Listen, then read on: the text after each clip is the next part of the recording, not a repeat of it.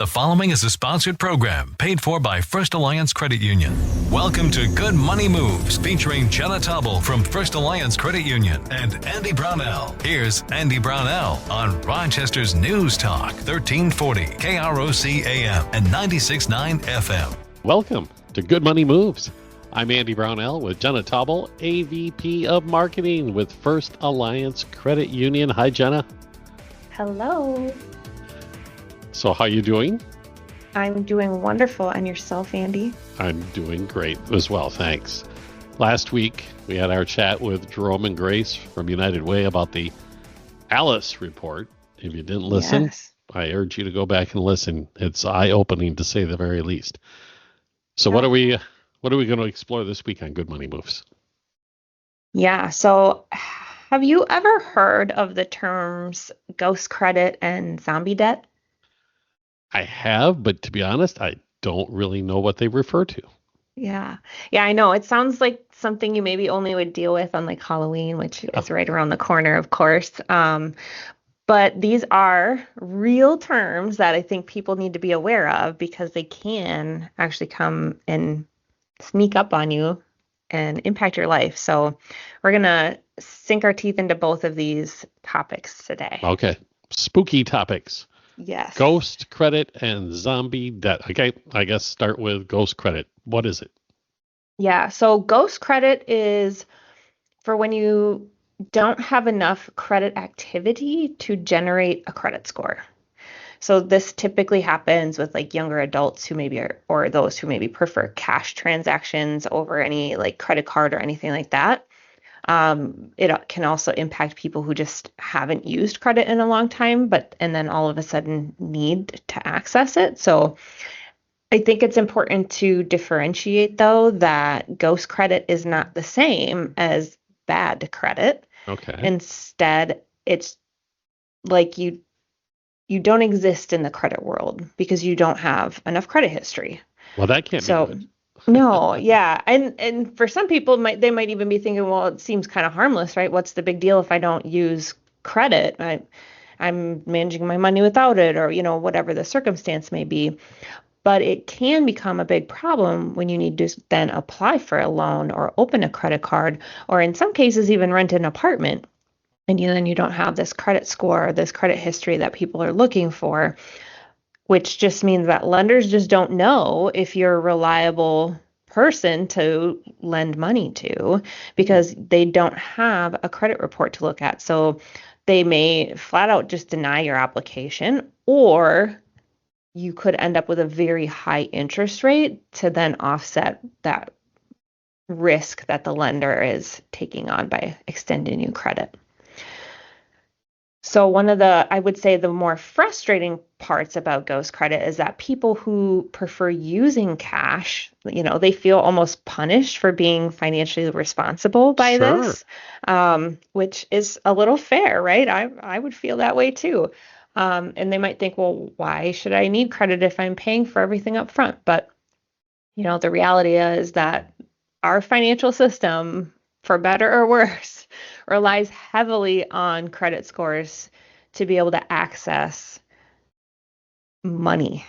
That's just the way it is, unfortunately. And they use that credit score to then understand whether or not you are a safe person to lend that money to. So if you have no credit history, lenders just have no way to evaluate your financial behavior. So they tend to err on the side of caution in those cases because they don't have any information to work off of. I can imagine you could have a very, very healthy bank balance. Mm-hmm. You could have your home paid off. You could have your vehicles paid off. Yeah. And you would fall victim to this. Oh, 100%. Because these financial institutions or your insurance company or whatever it may be Mm-hmm. wouldn't have any way of knowing that you're doing so well. Yeah, exactly. Okay, so being invisible, being a ghost, Yeah. lenders can hurt just as much as having bad credit, really? Yeah, basically. And while bad credit shows lenders that you've had financial challenges and trouble in the past, ghost credit shows them nothing at all, which makes them just as hesitant to approve you sometimes. And again, if they do approve you, you're going to end up with that higher credit or that higher interest rate most likely because you don't have that history to show them. So it's like walking into a room but nobody knows you're there. Like lenders can't assess how responsible you are in a lot of ways because they rely so heavily on that credit report. So in essence, you could have spent your life getting yourself into this great financial position, but when it comes time to tap into credit for whatever reason it might be, Yeah. you're essentially back to when you're 18 years old. Yeah, potentially. Oh, I mean, gosh. it can be really challenging for some people. And what makes this even trickier is, to your point, if you do suddenly decide you need credit, for example, maybe you've just existed on cash for a significant amount of time, or you've maybe paid off debts long ago, and now it's been 20 years since you've had to take out a loan or use debt for whatever reason, and now you need to go buy a car or you need to rent an apartment. You're going to be in for a little bit of a shock because of this ghost credit situation. So you might find that even though you've never had any debt, you're still seen as this risk because you haven't proven your ability to manage the credit on paper. So if you're someone who's been avoiding credit for years, or you're just starting out in your financial life, which is the more common scenario, you could be in danger of becoming a credit ghost. I know it's scary, it's spooky. But once you're kind of in this situation, it just takes some time to build that credit profile so that lenders will start to trust you, right? I mean, we've talked about that before on the show. Sure. 6 months of having regular payment history is enough to create a generally good credit score. Okay. So it doesn't take long to build it up. The end of the world, but a really, really, really, really big nuisance. Okay. The old axiom, heard it a million times, right? Yeah. No credit is better than bad credit. So looking back at what we just talked about, is that really true? Yeah, that is a great question. So both no credit and bad credit can create challenges, but they're a bit different. So bad credit means you've had credit issues in the past. Maybe you missed a payment or defaulted on a loan, and that's reflected in a low credit score. On the other hand, no credit, or that ghost credit that we've been talking about, means there's just simply not enough information to generate that score at all. So while both can make it hard to get approved for loans at an affordable interest rate, no credit is usually easier to work with in most cases because you are starting with this blank slate. When you have that bad credit scenario, it can take a long time to rebuild that score depending on the reasons behind that bad credit rating. So you do need to demonstrate consistent positive behavior over months or even years to regain the trust of lenders through an improved credit score. That being said, it's not impossible, but it can really feel like an uphill battle. On the other hand, if you have no credit, you can begin to build your profile relatively quickly by taking the right steps, right? I mentioned this a little bit ago, like in as little as 6 months, you could have a credit score that would improve your ability to get access to additional credit lines in the future at better rates. Okay. Now, I don't know if this is similar, but it applies to ghost credit, but I ran into a situation 5-6 years ago. So house paid off. Pretty much all I was using was revolving credit and paying it off monthly at that point. I had no car payments for the longest time. I was feeling, pretty smug. And I had to go get a vehicle loan for my 22-year-old van finally wore out. So it was time to get a new vehicle, and with prices as they are, I had to get a loan for a portion of it, even with a decent down payment. Yeah. And lo and behold, I had not taken out a loan for any vehicle for such a long time. I ended up having to pay a higher interest rate despite a very, very healthy credit score. Yeah. And they explain, look, you've got this great credit score, but you've never taken out a car loan for at least 10 years. So that counts against you. And I thought, wow, this is crazy. Yeah, and that is not uncommon, honestly. It again, like I mentioned earlier in the show, our financial system is so intertwined with credit scores at this point that and lenders really, really do rely on that and like the consistency of behavior to make those decisions, good or bad, is the reality of the situation. It is wild to think, though. It is. It's complex, to say the least. It's complex. Okay. We're talking about ghost credit and then zombie debt. On Good Money Moves today, Jenna Taubel with First Alliance Credit Union. I'm Andy Brownell, and we'll be back in a moment on Newstalk 1340, KROC AM, and 96.9 FM. Good Money Moves continues in moments with Andy Brownell and Jenna Taubel from First Alliance Credit Union. This is News Talk 1340, KROC AM, and 96.9 FM.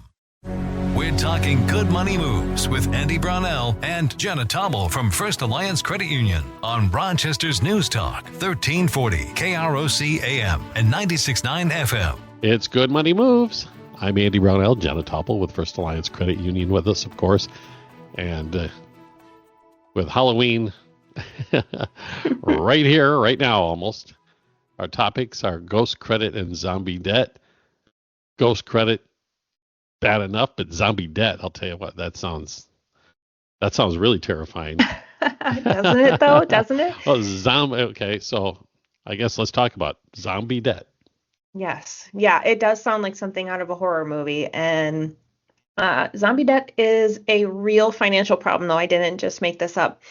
A zombie debt refers to a loan or a credit card. It could be a second mortgage. It could be any kind of debt that you've ever had that people thought was paid off, dead, right? They believed that it had been paid off or forgiven for whatever reason, but it somehow and suddenly comes back to life, often with extra fees and high interest rates attached to them.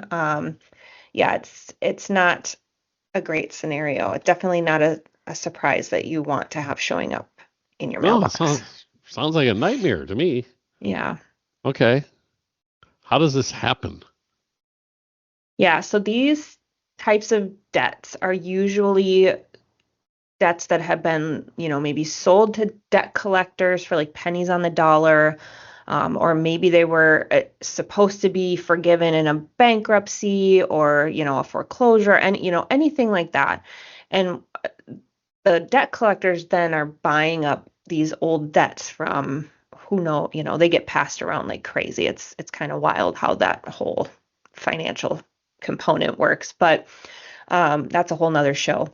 Okay. They go and then they go after the full amount that's owed on these debts, and then they tack on all these fees for whether for you name it, and they'll come up with a fee to tack onto it half the time. But so one of the, I think, more terrifying examples of this specifically are zombie mortgages, which often come from second loans that were taken out during like the housing bubble in like the early 2000s.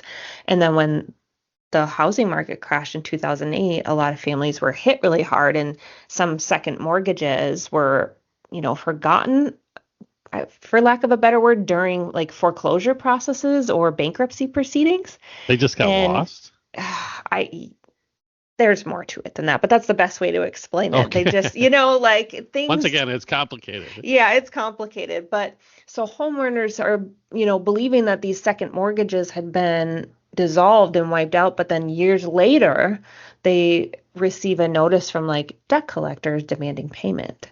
So if you're a homeowner, this can feel like, a true real life nightmare, especially if you hadn't received any type of communication about these loans for years, or especially when you think about maybe smaller debts like credit cards that you never used them and you kind of started to forget about them. Like that happens more than you think, and it's not necessarily even intentional in some cases, So it's real. That sounds horrible. It sounds, I Yeah. know, sounds like a situation I would not want to be in, and I can't imagine anyone wanting to find themselves in. And I guess that leads me to ask you, Jenna, how can we prevent this from happening?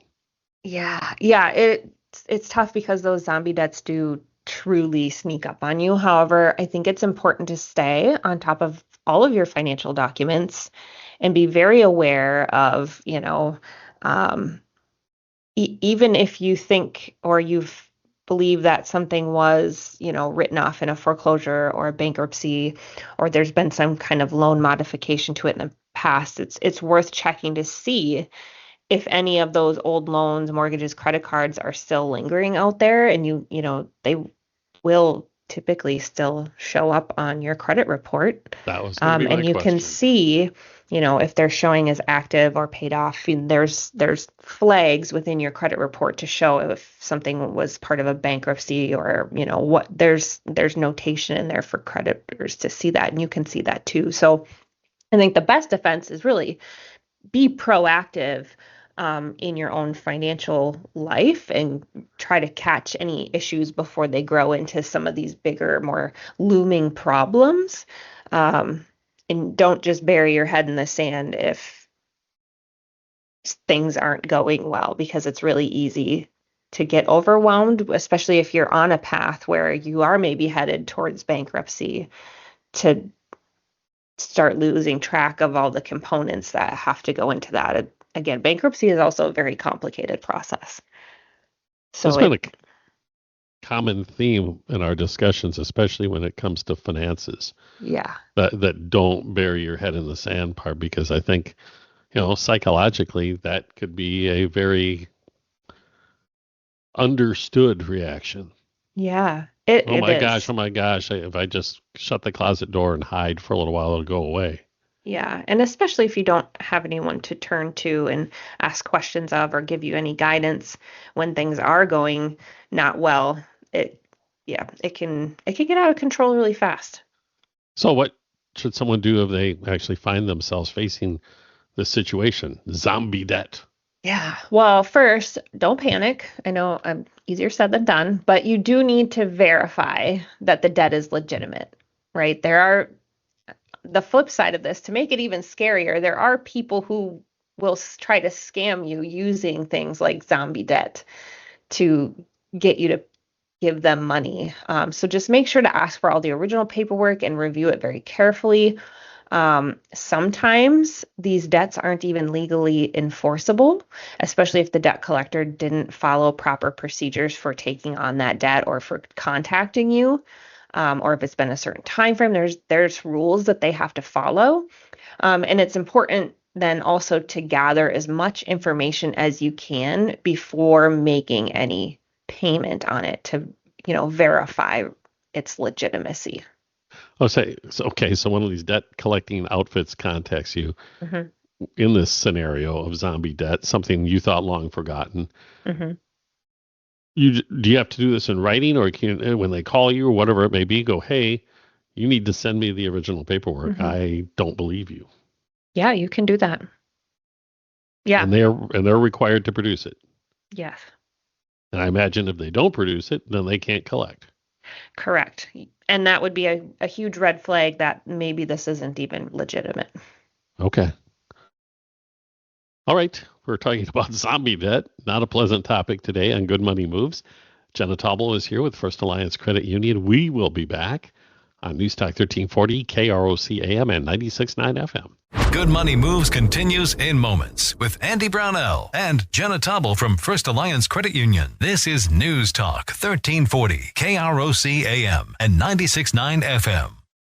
We're talking Good Money Moves with Andy Brownell and Jenna Taubel from First Alliance Credit Union on Rochester's News Talk 1340, KROC AM and 96.9 FM. Welcome back. Good Money Moves.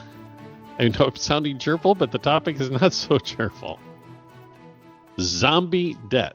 Okay. We've discussed what it is and how you find yourself in that situation of some long forgotten or even mistakenly thought of debt that you believed was settled, and all of a sudden comes back to bite you. And you've been contacted by the debt collector, and you said produce the paperwork, and they did produce the paperwork, and you found out, yep, I owe it. So what do I do if the debt is legitimate? Yeah. So if you do end up with a situation where your zombie debt is real, you do have some options. So you can certainly try to negotiate with the lender or the debt collector. Some collectors are willing to settle for smaller amounts or modify the loan to make it more manageable. It's also a good idea to seek legal advice if you're not sure about the process. Don't whatever you do, just don't ignore it because it's not going to go away on its own. Another step is to check that credit report for signs of this zombie debt. And if you find it listed, contact the credit bureaus to ensure that it's not an error that's showing up on there, or if it is and there's a discrepancy that needs to be corrected, correct it. So sometimes these debts can resurface and do on your credit report without you even realizing it, which then hurts your credit score in the long run. So would you notice a decline in your credit score if this stuff starts to pop up? I would think so. Okay. Again, it's a kind of how quickly or how dramatically it would just depend on what type of debt it is and how it's showing up on there. Okay. But yes. So whether it's this ghost debt we talked about or this zombie debt or mortgages or whatever you want to call it, it sounds like, once again, the key to all of this is building and maintaining good, emphasizing the word good credit. Yeah. Yeah, that's exactly right. I mean, again, for better or worse, your credit score is the foundation of many financial decisions. And even if you're starting from scratch or you're recovering from bad debt in the past, and there are ways to build and repair your credit profile. And at the heart of it, it really does come back to exactly what you said. It's just good basic financial, money management. So paying your bills on time. This is the most important factor in your credit score. Even one missed payment can significantly lower your score. Keeping your credit utilization low and manageable. So essentially that just means try not to use more than 30% of your available credit lines. If you can, pay off your balance in full each month so that you're not having all of this debt building up month over month. Avoid opening too many accounts at once. That's how things start to become really unmanageable and how you do start to forget about credit cards out there and things like that. So every time you apply for credit, it does also result in a hard inquiry on your credit report, which can temporarily lower your score as well. Too many credit accounts just becomes difficult to manage over time. So just be selective and thoughtful before just taking out a credit card or, however it is you choose to finance things. Just be thoughtful about that. And then this one is important as well, but keeping some of your older credit accounts open can help your credit score, because the longer that your credit history is out there, it looks better to lenders in the long run. So even if you do have a credit card that you're not actively using and you've paid it down, it doesn't hurt to keep it open in most cases. We talked about that a few weeks ago, how you can do it easily and safely by putting a subscription on it and then have it be an automatic payment. Exactly. Yeah. Yep. So it's on autopilot. Yeah. And it's benefiting you. Yes. All right. Well, the other thing I was thinking that you could add to your list is, and we've talked about this before too, doing that regular check of your credit report, not just your score, because that's where you might see these warning signs that zombie debt could be in your future. Yes. Yeah, definitely. I mean, you are able to get one free copy of your credit report every year from each of the 3 credit bureaus. And you can do that by going to annualcreditreport.com. So that is definitely something that you should be doing. All right, Jenna. It's always great information. And as I always say, there's a lot more information out there. And Yeah. I know you can tell us how we can access some of that additional information to continue making, hopefully, good money moves. Yeah. As always, I encourage our listeners to visit our website, firstalliancecu.com. You can subscribe to our blog. We release new financial tips and advice there regularly. You can listen to past episodes of this show at firstalliancecu.com/podcast or on krocnews.com. You can also subscribe to Good Money Moves on Apple Podcasts, YouTube Music, and Spotify. And as always, I encourage you to reach out to our team at First Alliance Credit Union. We are here to help you start making good money moves today. That is First Alliance Credit Union, federally insured by NCUA and an equal housing lender. Jenna, thanks again. Of course.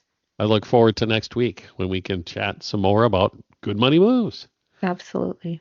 Right here, it's News Talk 1340, KROC AM and 96.9 FM.